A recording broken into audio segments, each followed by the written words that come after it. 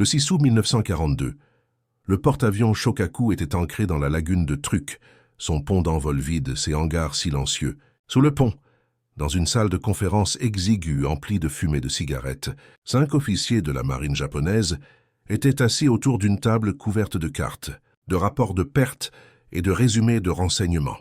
Ils étaient en réunion depuis 3 heures.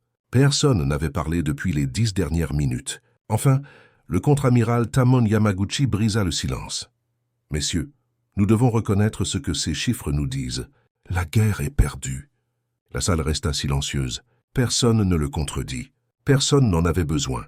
Ils savaient tous. Le 6 août 1942 marquait exactement 2 mois depuis la bataille de Midway, et les implications devenaient enfin incontestables.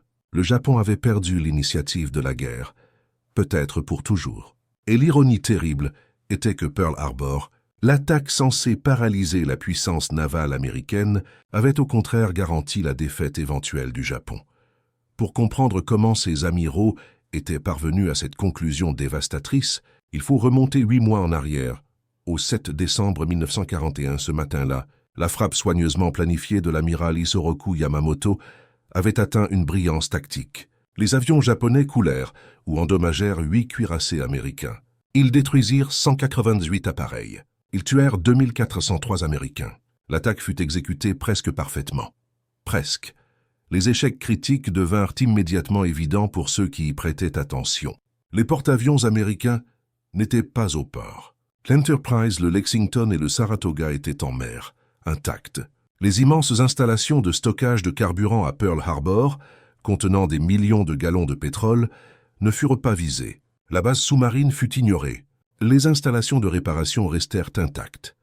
Yamamoto lui-même aurait déclaré après l'attaque « Je crains que nous n'ayons fait que réveiller un géant endormi et le remplir d'une terrible résolution. » De nombreux historiens débattent si Yamamoto prononça exactement ces mots.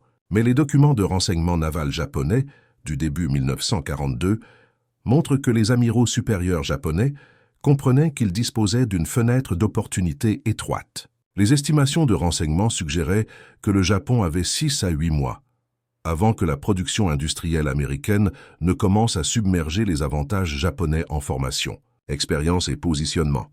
8 mois. En août 1942, cette fenêtre s'était refermée.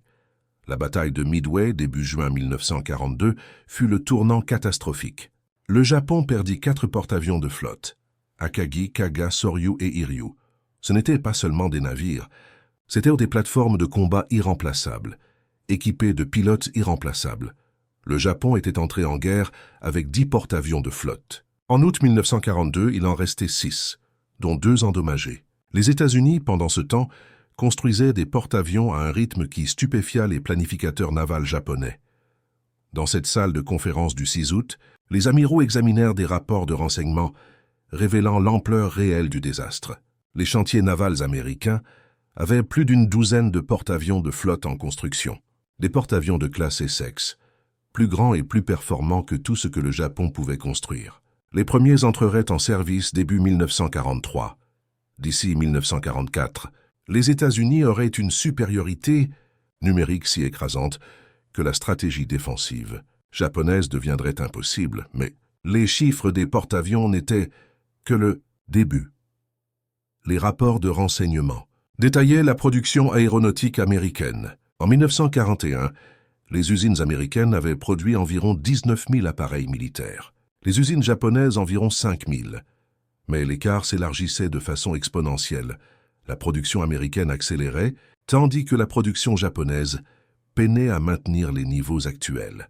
D'ici 1943, les estimations de renseignement suggéraient que les États-Unis produiraient 85 000 appareils par an.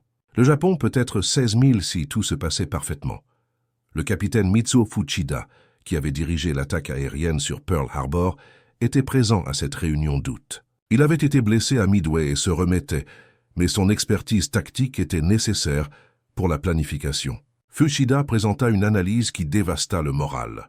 L'aviation navale japonaise avait commencé la guerre avec environ 3500 pilotes de porte-avions hautement entraînés. Ces hommes s'étaient entraînés pendant des années. Ils étaient sans doute les meilleurs pilotes de porte-avions au monde en décembre 1941, En août 1942, environ 40% d'entre eux étaient morts, tués à la mer de Corail, à Midway et dans l'usure continue de la campagne des îles Salomon. Les survivants étaient épuisés, effectuant plusieurs missions par jour sans repos adéquat. Pendant ce temps, les programmes de formation des pilotes japonais produisaient peut-être 100 nouveaux pilotes qualifiés pour porte-avions par mois. Et ces nouveaux pilotes n'avaient peut-être que 200 heures de vol, contre plus de 800 heures accumulées par les vétérans avant la guerre. La production de pilotes américains racontait une autre histoire. Les États-Unis formaient des milliers de pilotes par mois. Leur formation n'était pas aussi intensive au départ, mais les chiffres purs signifiaient que les pertes américaines pouvaient être remplacées rapidement. Les pertes japonaises, non. Chaque pilote japonais expérimenté perdu était effectivement irremplaçable. Fuchida calcula qu'au taux d'usure actuel, le Japon manquerait de pilotes de porte-avions expérimentés d'ici mi-1943, quel que soit le nombre de porte-avions dont il disposait. Les chiffres de la guerre sous-marine étaient tout aussi sombres. Les sous-marins japonais avaient obtenu un succès minimal, malgré des conceptions sophistiquées. Ils étaient utilisés principalement pour le soutien de la flotte, plutôt que pour la guerre commerciale. Pendant ce temps, les sous-marins américains commençaient à étrangler le transport maritime marchand japonais. L'économie japonaise dépendait entièrement des importations. Pétrole des Indes orientales néerlandaises, caoutchouc de Malaisie, riz d'Indochine, minerais de fer de multiples sources. Tout devait être transporté à travers des eaux de plus en plus dominées par les sous-marins américains. L'amiral Yamaguchi présenta les statistiques de pertes maritimes. En janvier 1942, le Japon perdait 15 navires marchands. En juin, 30 navires par mois. En août, le taux était monté à 40 navires par mois. La courbe était terrifiante. À ce rythme, d'ici 1944, le Japon n'aurait plus assez de navires marchands pour maintenir une fonction économique de base, encore moins soutenir les opérations militaires, et la capacité de construction navale japonaise ne pouvait pas suivre. Le Japon pouvait construire peut-être 200 000 tonnes de navires marchands par an. Il en perdait 300 000 tonnes par an, et les pertes accéléraient. La situation stratégique était tout aussi désespérée. Le Japon avait conquis de vastes territoires en 6 mois. Philippines, Malaisie, Singapour, Indes orientales néerlandaises, Birmanie et de nombreuses îles du Pacifique. Cette expansion créa un périmètre défensif long de milliers de kilomètres. Le défendre nécessitait de disperser les forces japonaises à travers des dizaines de garnisons, beaucoup dans des lieux isolés, difficiles à ravitailler et impossibles à renforcer rapidement. Les Américains, en revanche, pouvaient concentrer leurs forces. Ils pouvaient choisir où et quand attaquer. Le Japon devait défendre partout.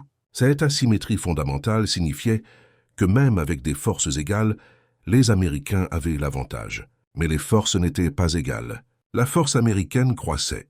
La force japonaise déclinait. Les mathématiques étaient incontournables.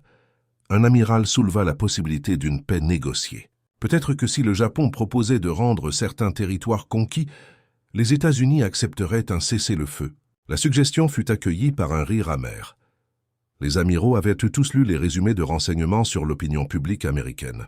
Pearl Harbor avait enragé le public américain d'une manière que les planificateurs japonais n'avaient pas anticipée. L'attaque, censée démoraliser l'Amérique pour négocier, avait au contraire créé une détermination absolue à détruire complètement le Japon. Les obligations américaines étaient sursouscrites. Les usines se tournaient en 3-8. Les femmes entraient dans la main-d'œuvre en nombre sans précédent. Il n'y aurait pas de paix négociée. L'Amérique voulait une reddition sans condition. Conclusion.